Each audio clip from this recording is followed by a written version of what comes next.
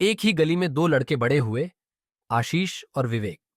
School में दोनों साथ बैठते थे, एक ही डब्बा शेयर करते थे, पर सपने अलग थे।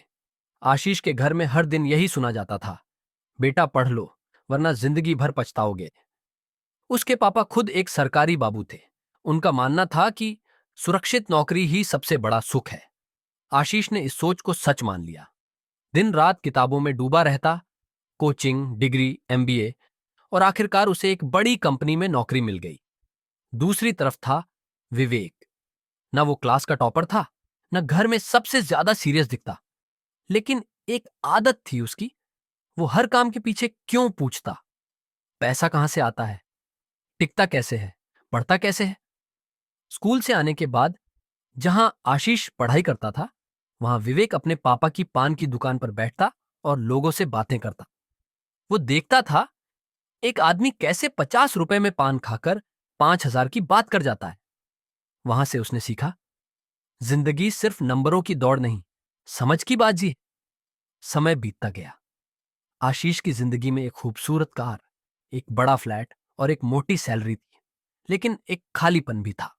हर महीने की 1 तारीख को सैलरी आती और 5 तारीख को आधी चली जाती। ईएमआई, लोन, खर्चे, और हर रात दिमाग में वही चिंता, अगले महीने क्या होगा।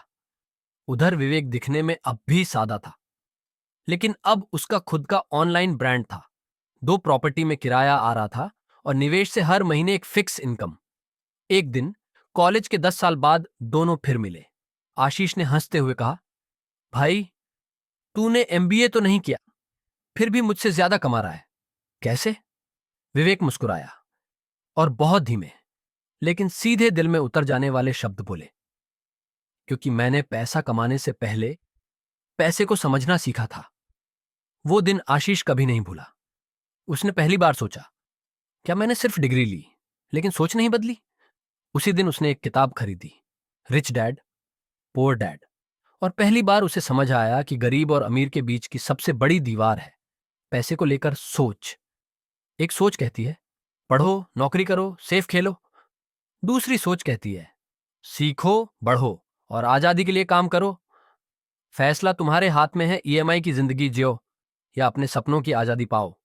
रिच डैड पुअर डैड किताब दो पिताओं की सोच का अंतर दिखाती है, एक अमीर पिता, रिच डैड, और एक गरीब पिता, पुअर डैड। गरीब पिता कहते हैं कि पढ़ाई करो, अच्छी नौकरी पाओ और जिंदगी भर सुरक्षित रहो। वहीं अमीर पिता सिखाते हैं कि पैसा हमारे लिए काम करे, न कि हम पैसे के लिए। ये किताब हमें बताती है कि स्कूल में हमें पैसे की शिक्षा नहीं दी जाती, लेकिन असली जिंदगी में यह सबसे जरूरी चीज होती है। अगर आप भी सिर्फ नौकरी के भरोसे हैं और पैसों को बचाने तक ही सीमित सोचते हैं, तो यह किताब आपकी सोच बदल सकती है। Format, rich dad poor dad हमें सिखाती है कि अमीरी केवल ज्यादा कमाने से नहीं आती, बल्कि सही सोच और फैसलों से आती है। किताब में लेखक रॉबर्ट कियोसाकी अपने दो पिताओं के विचार साझा करते हैं।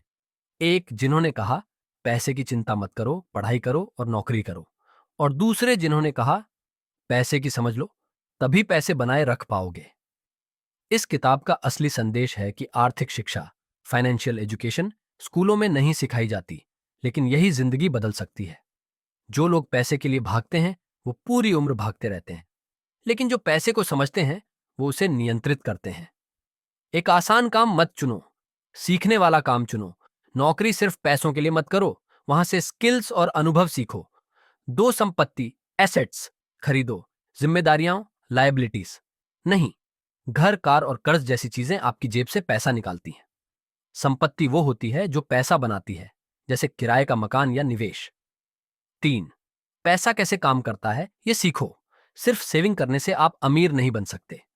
निवेश, टैक्स और कैश फ्लो की समझ जरूरी है। 4, डर और लालच से ऊपर उठो।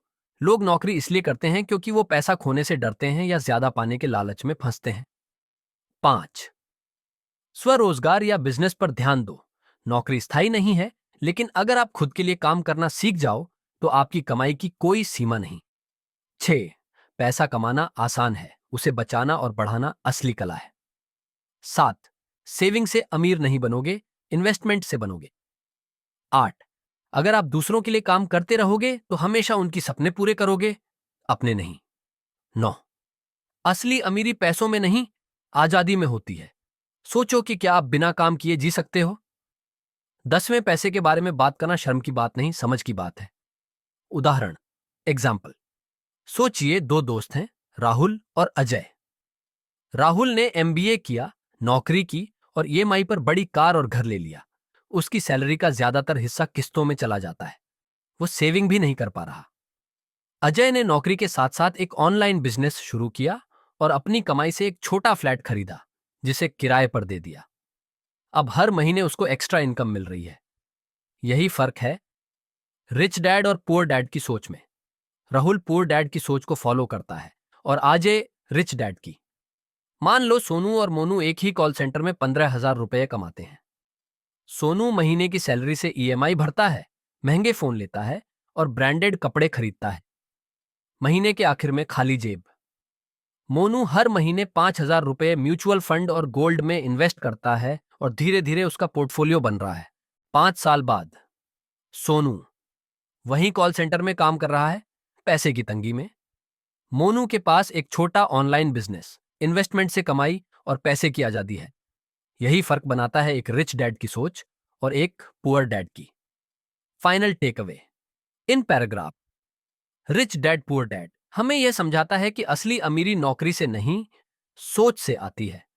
इस किताब का अंतिम संदेश है कि अगर हम अपनी आर्थिक समझ, फाइनेंशियल इंटेलिजेंस नहीं बढ़ाते तो हम चाहे जितना भी पैसा कमा लें, वह सब खर्च हो जाएगा। लेखक ये बताते हैं कि गरीब और मध्यम वर्ग के लोग जीवन भर सिर्फ अपनी जरूरतें पूरी करने में ही लगे रहते हैं, क्योंकि वे केवल पैसा कमाना जानते हैं, उसे संभालना आना नहीं। लेकिन अमीर लोग पैसों को इस तरह से इस्तेमाल करते हैं कि वो खुद उनके लिए काम करे, जैसे निवेश, बिजनेस और संपत्ति निर्माण के जरिए। इसलिए अंत में ये किताब हमें एक सीधा और स्पष्ट मैसेज देती है। अगर तुम अमीर बनना चाहते हो तो पैसे के पीछे मत भागो, पैसे को अपने पीछे भागने के काबिल बनो। इसका रास्ता है सीखना, समझदारी से इन्वेस्ट करना और अपने दिमाग को पैसों की असली ताकत सिखाना।